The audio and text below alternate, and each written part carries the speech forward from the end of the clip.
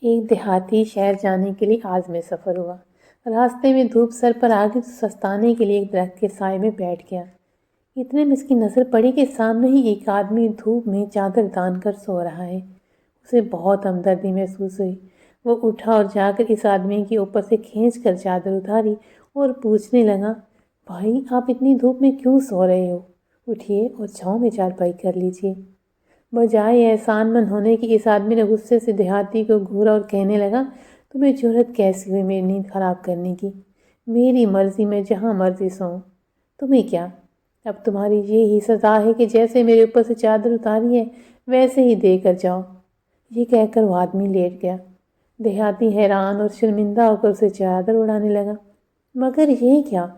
چادر پاؤں کی طرف سے پوری ہوتی تو پاؤں ننگے ہو جاتے، پاؤں ڈھانپتا تو سر کی طرف سے چادر کم پڑ جاتی۔ دیہاتی بہت گھبرایا اور وہ چھلاوا کے بڑا ہوتا ہی جا رہا تھا۔ چادر بالکل کم پڑ رہی تھی۔ اب تو اس چھلاوے کے پاؤں لمبے ہو کر زمین پر لگنے لگے اور سر دوسری طرف سے زمین پر لگنے لگا۔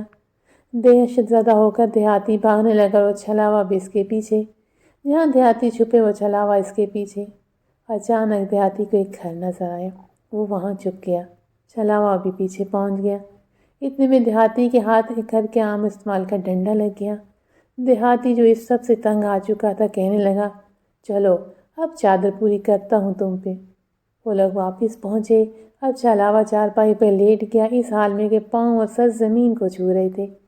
دیہاتی نے چھپایا ہوا ڈنڈا نکالا اور زور سے چھلاوے کے پیٹ پر مارا۔